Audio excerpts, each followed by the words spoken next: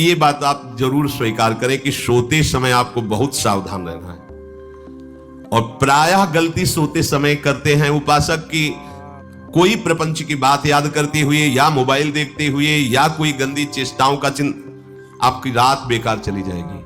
अगर गंदी चेष्टा हो गई तो सुबह भी बेकार हो जाएगी, दिन भी बेकार हो जाएगा, निरुत्साहित हो जाओगे। सोते समय आपको समय नहीं देना व्यर्थ चिंतन का। उसी समय विषय चिंतन होता है, उसी समय विषय भोग की आकांक्षा जागृत होती, उसी समय विषय देखने की इच्छा होती। मोबाइल है तो जिस समय आप अपनी शैया पर जाएं स्विच ऑफ कर दें। उसमें मैसेज घंटी आने का कोई भी रास्ता मत रखें। मान लीजिए आप उपासक हैं भगवत प्राप्ति के, 30-35 वर्ष ये नहीं था तो सब मर नहीं गए थे। और बोले इमरजेंसी, जब इसकी 30-35 वर्ष से पहले इसकी कोई रचना नहीं थी, मुझे लगता है, क्योंकि 30-35 वर्ष में ही इसका विस्तार देखा है। नहीं तो कभी किसी के पास मोबाइल नहीं। कोई बड़े अधिकारी तो इतना बड़ा वो, इतना बड़ा वाला वो ऐसे रखते थे। नहीं तो मोबाइल तो हमें लगता है 30-35 वर्ष। तो फिर इमरजेंसी कैसे चलती थी? कैसे चलती थी इमरजेंसी? और आप ब्रह्मा हो क्या कि इमरजेंसी संभाल लोगे? स्विच ऑफ करो। जो सब इमरजेंसी संभालने के लिए तैयार, रात दिन न सोता है, वो हर समय जागृत रहता है, वो हमारा आराध्य देव है। स्विच ऑफ करो, चिंतन लगाओ श्री जी का। ये जो रात्रि के शयन के समय मोबाइल में इधर उधर दृश्य देखने हैं, अपने सर्वनाश का बीज बोना है। मान लो, हमारी प्रार्थना मान लो। ये उस समय मन आपको परेशान करेगा जब कमरे की सिटकिनी अंदर से बंद होगी। सबसे प्रार्थना है रात्रि के शयन के समय। तो बोले फिर ठीक है 10 बजे तक देख लेंगे मोबाइल, इसके बाद शयन के समय भजन कर लेंगे। होगा ही नहीं। क्या तुम देखना चाहते हो? प्रिया प्रीतम के सिवा और कुछ क्या देखना चाहते हो? वो तो सुभग सुंदरी सहज सिंगार, सहज शोभा सर्वांग प्रति सहज रूप वृषभानुनंदिनी। हमारी स्वामिनी जी की सुंदरता छुपाने के लिए आभूषण पहनाए जाते हैं, औरों को तो आभूषण सुंदरता बढ़ाने के लिए। यहां छवि के छिपाए बे को ऐसे के दास होके क्या देखोगे मोबाइल में? क्या देखना चाहते हो? वासना की क्रीड़ा, और तुम उस क्रीड़ा को देखना चाहते हो? परमार्थ के पथिक हो। देखना है तो प्रभु को देखने की वृत्ति रखो, अन्यथा मूंद लो आंखें प्यारे, महान फल प्राप्त करोगे। सबसे प्रार्थना है एकांत में मोबाइल रूपी दुश्मन से बचो। क्योंकि जब आप गंदी बात कहीं देखोगे तो आपके अंदर वैसे ही चिंतन बनेगा, वो ऐसे ही लगेगा मैं भी ऐसा करूं, मैं भी ऐसा भोगूं, मैं भी ऐसा देखूं। मान लीजिए आप, जब हमारे शास्त्र कहते हैं कि पशु पक्षियों के मैथुन को भी नहीं देखना है, अगर ऐसा एक बार दृष्टि पड़े तो मानसिक प्रणाम करके दोबारा दृष्टि ना देना। और आप मोबाइल में ऐसी चेष्टाएं देखोगे, कैसे आप भगवत भजन करोगे? कैसे भगवत प्राप्ति का उद्देश्य रख पाओगे? ये कलयुग की बहुत महीन चाल है कि उसके बिना काम नहीं चलेगा और हम तुम्हें काम से युक्त कर देंगे। इसके बिना काम चलेगा नहीं, तुमको रखना पड़ेगा। और जब तुम इसे रखोगे तो हम काम अपना कर लेंगे। कलयुग ने कहा हम अपनी व्यवस्था बना लेंगे। यहां कह रहे जब आप नींद में जा रहे हैं तो बिल्कुल मानो मृत्यु शैया पे जा रहे हैं। आपको उस समय नाम जप में बहुत ध्यान देना है, कहीं मन बहक ना जाए। तो क्या होगा, 5-6 घंटे जो आप लेटोगे ना, वो भी भजन हो जाएगा। हमारा जो सततम योमाम स्मरति नित्यशा है ना, ये पूरा हो जाएगा। नहीं उस समय हम सो जाएंगे तो हमारा 6 घंटे का भी योग हो गया, 6 घंटे भजन रुक जाएगा। और ये 100% पक्की बात अनुभव की कहते हैं। यदि सोते हुए भजन करोगे तो जगते, कई बार तो पकड़ा है कि अगर आधे पद में बेशुद्ध हो गए तो वो पद पूरा जगते ही शुरू हो गया है। मतलब बीच में स्थिति भागवती की रही। जैसे बेहोश करते समय हमने कहा था जब ऑपरेशन के हमें बता देना, तो उनका बाबा अब इंजेक्शन लगाने वाले हैं, तो वो 1 मिनट हमें केवल दीजिए, अपनी चित्तवृत्ति। तो जब होश आया तो वही पहले चिंतन चल रहा था, वही चिंतन। जैसे सोने के समय बेहोश हुए तो जगने के समय वही चिंतन, ऐसे ही इंजेक्शन से जब बेहोश हुए और जब होश आया तो वही चिंतन चल। बहुत बड़ा चमत्कार अभ्यास का है। नींद खुले तब से लेकर गाढ़ नींद आने तक स्मरण में कभी रुकना नहीं। और आपको एक छूट दे रहे हैं। कभी कभी क्या होता है कि एक मंत्र में, एक नाम में जैसे बहुत देर अभ्यास करते हैं तो मन उबने लगता है। इसका स्वभाव है, ये अनुभव की बातें कहते हैं। इसका स्वभाव है नवम नवम। नहीं तो ये मतलब, तो इसको हम लोगों ने कैसे फंसाया है। जैसे गुरु मंत्र जप रहे, अब 2-3 घंटे लगातार गुरु मंत्र जप, अब इसको उबन बढ़ी, अभी छोड़ रहा है, बीच बीच में पता चलता है छोड़ना चाहता है, छोड़ रहा है, तुरंत इसको नाम में फंसाया। अब थोड़ी देर नाम में चला, फिर उब रहा है, बहुत विचित्र है ये। अब उसको फंसा दिया। उस पीछे की बात अभ्यास के समय, नमामि शमीशान निर्वाण रूपम विभुम व्यापकम ब्रह्मवेद स्वरूपम। चिंतन, पदगान कर रहे हैं, ये भगवान शिव पदगान कर रहे हैं, और उसका चिंतन निर्वाण रूपम विभुम व्यापकम ब्रह्म वेद स्वरूपम। अब अपने यहां अवसर है, सुंदर सुंदर कोई पद गुरु मंत्र जब करते हुए मन जब उमने लगे, राधा वल्लभ श्री हरिवंश, राधा वल्लभ श्री हरिवंश, राधा वल्लभ श्री हरिवंश, इसमें भी उमने लगे, शुरू कर जोई जोई प्यारो करे सोई मोही भावे, भावे मोही जोई, इसमें भी उगले लगे। सुधा निधि का कोई एक लाइन ले लो, ब्रह्मेश्वरादि सुदुरूह पदारविंद श्रीमत् पराग परमाद्भुत वैभव, ब्रह्मेश्वरादि सुदुरूह छोड़ना नहीं है, तू भाग में नवम नवम दे रहा हूं, नवम नवम। इसको फंसाने के लिए आपके पास अस्त्र हो, जैसे यहां चाकू, यहां पिस्तौल, तलवार, ये वो सब बिल्कुल वीर सजा रहता है, ऐसे ही अपने लोग सजे रहते। छोटा राधा, अब उन्होंने एकदम चिपक गया आके तो कैसे मारे, तो छोटी चाकू है ना वैसे। राधा राधा राधा, थोड़ा दूरी राधा वल्लभ श्री हरिवंश, थोड़ा और दूरी गुरु मंत्र, बड़े बड़े अस्त्र अपने पास रख ले, बहुत भाग रहा है तो फंसा दिया। प्रथम यथामति प्रणव श्री, अब लग पूरा पदगा, पूरा पदगा उसमें लग, प्रथम यथामति प्रणव। भोजन पाते समय ऐसा अभ्यास किया है, 1 घंटा के पहले भोजन नहीं होता, चाहे 2 रोटी पालो, समय लगता है आराम से, एक एक नाम, एक एक कुछ भी हल्ला मचाओ, कोई फर्क नहीं पड़ेगा, अपना चलेगा। अभ्यास स्नान के समय, भोजन के समय, किसी क्रिया के करते समय, किसी से बात करते समय, सोते समय, ये विशेष स्थान जहां में सावधान रहना है। यहां भजन छूटता है, ध्यान देना, यही भजन छूटता है। चलते समय, क्रियावान होते समय, प्रसाद पाते समय, या किसी से बतराते समय, ये सब भजन के छूटने के स्थान है, और यही पकड़ना है भजन को। जब आपको बिल्कुल न लगे तो मानसिक सब बंद कर दो और गुनगुनाने लगो, जो धुनी आपको अच्छी लगे उसी में नाम, कोई नाम लेके। संसार का चिंतन ना होने पावे, चाहे जो कुछ तुम जहां तुम्हारा मन आवे, गंगावरी गोदावरी कुछ भी, भागवतिक चिंतन के सिवा संसार के चिंतन न होने पाए। पहले ऐसे अनन्य बनो, फिर बाद में अनन्यता आती, रसना कटो जो अनरट। हाँ भी विषय चिंतन कर रहे हैं, प्रपंच कर रहे हैं, बोले रसना कटो जो अनरटो, और नहीं बोल सकते, प्रपंच बोलेंगे बस, रसना कटो, ये शब्द वहां नहीं आते। पहले हम आपको छूट देते हैं, भक्त चरित्र, भगवान की चरित्र, नाम, कीर्तन, मंत्र, जो भी चाहो, संसार का चिंतन मत होने देना, पहले ये पकड़ो, फिर आगे चल करके जब पवित्र हृदय होगा तब ये निष्ठा आती। रसना कटो जो अन रटो, निरखियन फुटो नयन। मान लो संसार का चिंतन नहीं करने देना है इसको, आप जैसे बने वैसे करो भागवतिक चिंतन। कोई नाम ले लो, कोई मंत्र ले लो, तुम्हें जो प्रिय लगे, हम छूट देते हैं। ये नहीं करें कि रसना कटो जो अन रटो, ये बाद की बात है। हमें पहले इसका संसार चिंतन रोकना है। कैसे छूटेगा, कैसे छूटेगा, हमें यह पकड़ना है। नहीं तो निष्ठा की बात, जो हरि नाम जगत त्रिशिरोमणि वंश बिना कबहू, हरिवंश बोलेंगे नहीं, हरि बोलना नहीं है, हरि बोलना नहीं, क्योंकि जो हरि नाम जगत त्रिशिरोमणि वंश बिना, हरिवंश बोलना नहीं है, क्योंकि प्रपंच में रति। तो क्या करो, जो तुम्हें प्रिय लगे पहले उसे पकड़ो। ये हम अंदर की बात करें, प्रवचन की बात नहीं कह रहे। मन को फंसाना है हमें, राम कृष्ण हरि जहां लगे इसको लगाओ, पहले इसको फंसाओ, संसार का चिंतन न होने दे। गीता, भागवत, भक्त चरित्र, कुछ भी कहीं भी इसे फंसाओ, पहले संसार का चिंतन न होने दो, फिर लाओ इसको घुमा के निकुंज वाटिका में। फिर तो भागेगा ही नहीं, फिर नहीं भागेगा। अब सीधे निकुंज वाटिका में किसी महाभाग्यशाली गुरु आश्रित का लगेगा, अन्यथा बहुत प्रपंची मन है, आप आश्रय इधर का लोगे, प्रपंच का चिंतन करोगे, बात बनेगी। चिंतन छोड़ना है हमें, जैसे बने तैसे संसार का चिंतन छूट जाए तो हम विजय को प्राप्त होंगे। ध्यान दीजिए, इस परमात्म तत्व को वही प्राप्त कर पाता है जिसका राग बीत गया है, खत्म हो गया है, वैराग्यवान। ज्यादा परिश्रम नहीं है वैराग्य में, विवेक नहीं होने के कारण हम वैराग्य नहीं धारण कर पाते। हम बाहरी बातों को वैराग्य ले लेते हैं, ऐसा कपड़ा बदल लेना, या कपड़ा ना पहनना, या लौकी का कमंडल, मिट्टी का पात्र, तो हम अपने को वैरागी। बात यहां नहीं रुकेगी। वैराग्य का इतना ही मतलब नहीं, ये भी एक बाह्य अंग है वैराग्य का, पर वैराग्य का सच्चा स्वरूप है वीतरागा।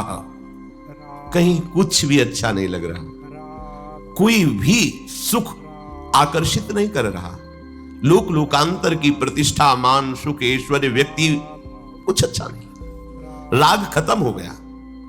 ऐसा उस अक्षर ब्रह्म को, अविनाशी तत्व को जान पाता है। जगते भयो फिरे बैरागी, जैसी हरिवंश प्रपंच बंच सब ये काल ब्याल को खायो।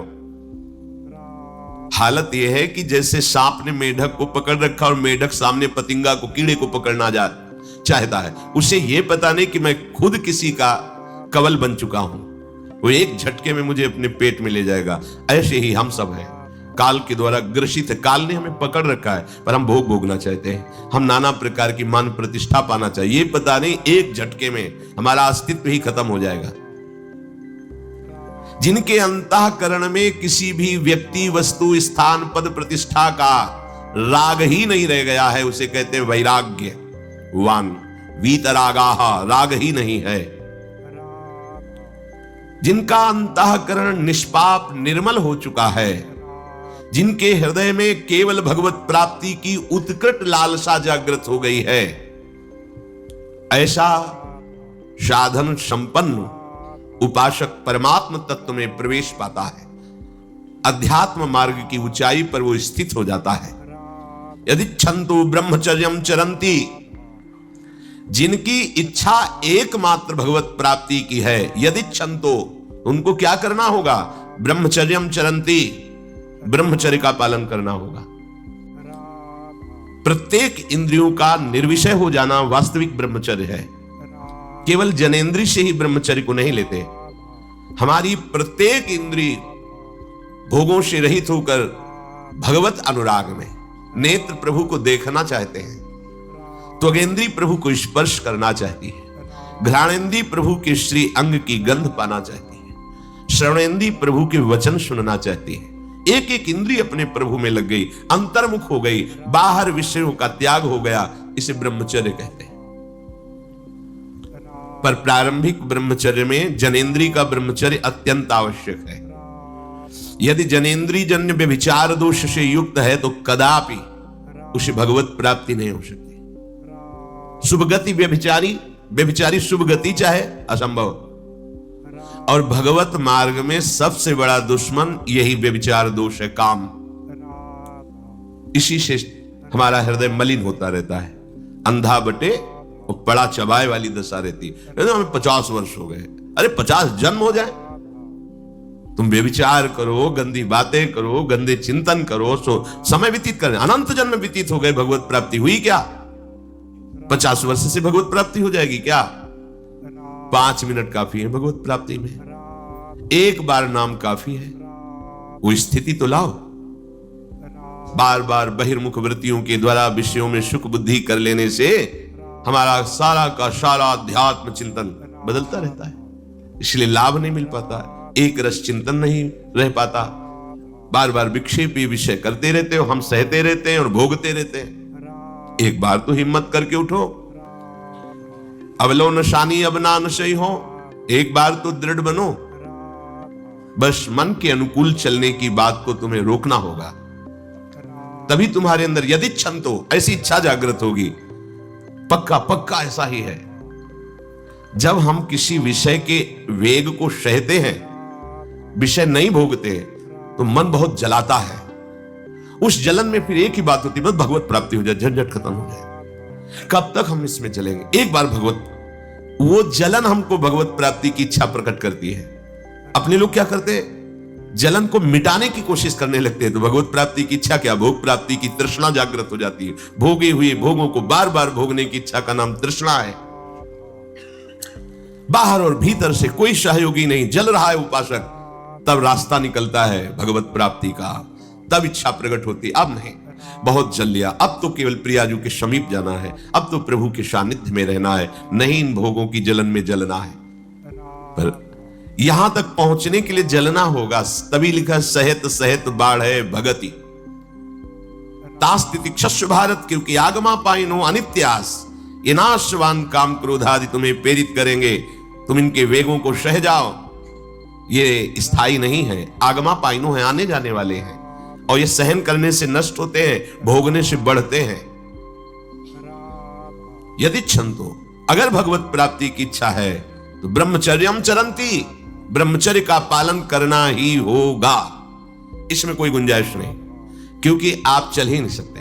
ध्यान से सुन लो, ये मनोरंजन का मार्ग नहीं है, इसमें मन ही मार तनहारिक वृंदावन में गाज, इसमें मन मारना होगा। प्रायः ये मन को दुलार करने वाले लोग कभी भाग्य से सत्संग में भी आ जाते हैं, कभी श्री विग्रह के दर्शन करने भी मंदिर पहुंच जाते हैं, कभी तीर्थ याटन भी करते हैं, पर इनका कोई लक्ष्य नहीं होता। आज सुन लिया सत्संग, बढ़िया है, लक्ष्य नहीं होता। यहां लक्ष्य वालों की बात हो रही। यदि क्षंतो, यदि तुम्हारी ऐसी इच्छा जागृत हो रही किसी जन्म में भगवत प्राप्ति करनी, तो ब्रह्मचर्यम चरंती। आप सच्ची मानिए, जिसके निकालने में तुमको सुख की अनुभूति हो रही, उसको रोकने में कितनी सुख की अनुभूति होगी। उन्मत्त हो जाओगे बहुत जल्दी। आपके सारे के सारे करण भगवदाकार होने लगेंगे यदि आप ब्रह्मचर्य का पालन करेंगे। शरीर स्वस्थ, हल्का, मन प्रसन्न, नींद आदि पर विजय, कितने गुण ही गुण। और ब्रह्मचर्यहीन आलस्य, प्रमाद, भोगों का चिंतन, मन का डिप्रेशन में पहुंचना, कमर में दर्द, टांगों में दर्द, सर में दर्द, घबराहट होना, बिना किसी कारण के मन भयभीत हो रहा है, भोजन अपच हो रहा है, बिना किसी प्रक्रिया के वीरनाश हो रहा है, बिना किसी प्रक्रिया के। काहे को मृत्यु स्वयं स्वीकार कर रहे हो, ये मृत्यु है। चाहे भगवान दत्तात्रेय जी बोल रहे हैं या भगवान कपिल देव जी बोल रहे हो, जब उपासक को संबोधन करते हैं भगवत प्राप्ति के लिए, तो कहते हैं कि इस भोग वृत्ति को साक्षात मृत्यु रूप देखो, ये मृत्यु है तुम्हारी। जब शरीर राग त्यागना है तो तुम शरीर से भोग भोगोगे तो आसक्ति शरीर की पुष्ट होगी, आसक्ति भोग सुख की पुष्ट होगी, है नहीं। कितने दिन शरीर रहेगा, कितने दिन भोग रहेंगे। विचारवान बनो, ब्रह्मचर्यम चरंती, ब्रह्मचर्य का पालन करो। उपासक जो ब्रह्मचारी होता है उसका खिला हुआ चेहरा रहता है, जैसे कमल खिला हुआ, बिना किसी कारण के उसकी मुख मुद्रा में प्रसन्नता होती है। जो ब्रह्मचर्यहीन होता है बुझा हुआ चेहरा होता है, तेजहीन, बिना किसी कारण के वो शोकग्रस्त लगता है। बैठा है, आपको लग रहा है शांत है, लेकिन आप चेहरे को देखो, वो एक शोकग्रस्त है, कुम्हलाया हुआ चेहरा, अशांत चेहरा, मुख प्रसन्न, तन तेज विराजा। यह है ब्रह्मचर्यम चरंती, भगवत आराधन संपन्न उपासक का। जैसे आग में पैर रखते हुए कोई चले तो कैसे चलेगा, ऐसे ही ब्रह्मचारी की पहचान है। इतनी स्फूर्ति उसके अंदर होती, जैसे आग में चलने वाला पूरा पैर नहीं रख पाएगा, अगला कदम रख देगा क्योंकि ताप लग रहा है, ऐसे उसकी स्फूर्ति होती पैरों में। उसकी आंखें एकाग्र रहती है, चंचलता इधर उधर या बार बार झपकना यह विषयी पुरुष का लक्षण है। बार बार पलक झपकना यह विषयी पुरुष का लक्षण है। इधर उधर ताक झांक, चंचलता, ऐसा बैठे तिनका तोड़ रहा है, पैर हिला, ये सब विषयी पुरुष के लक्षण है। ये तो बिल्कुल साधारण स्पष्ट दिखाई देता है आदमी विषयी है या ब्रह्मचारी, एक सेकंड में लक्षण होते हैं। आपको जब भगवत मार्ग का अवसर मिला है तो गृहस्थ हो, संतान हो गई, ब्रह्मचर्य से रहो। नहीं चाहिए संतान, तो भ्रूण हत्या, गर्भ हत्या जैसे महापाप करने की क्या जरूरत है। उसी वीर से संतान उत्पन्न होती है जिसको आप नष्ट कर रहे हो, जिसको आप ऐसे पानी में बहा रहे हो, व्यर्थ फेंक रहे हो, तो उसको भ्रूण हत्या का पाप लग रहा था, तुमको पुण्य लग रहा है, वीरपात कर रहे हो तुम्हें भी वही हत्या लग रही है, क्योंकि उसमें वही जीवात्मा है जो मां के गर्भ में जाके बालक रूप धारण कर लेती है, उसको तुम नष्ट कर रहे हो। और बुद्धि भ्रष्ट हो गई है, समझ में नहीं आता, व्यर्थ में वीरपात करते हो, व्यर्थ में। तुम्हारा भजन बनेगा, तुम अध्यात्म के योगी बनोगे, मजाक है अध्यात्म का मार्ग। होश में हो जाओ, ये मन के दुलार को बंद करो। जब तक इच्छा ही नहीं भगवत प्राप्ति की, तो फिर तुम कैसे भगवत प्राप्ति कर पाओगे। भगवत प्राप्ति की इच्छा कैसे होगी जब तुम्हारी इस तरह से निंदनीय वृत्तियां हैं। इंद्रियों को दुलार कर रहे हो, मन को दुलार कर रहे हो, भगवत प्राप्ति चाहते हो, आचरण नीच और चाहते हो उच्च पदवी। सावधान हो जाओ।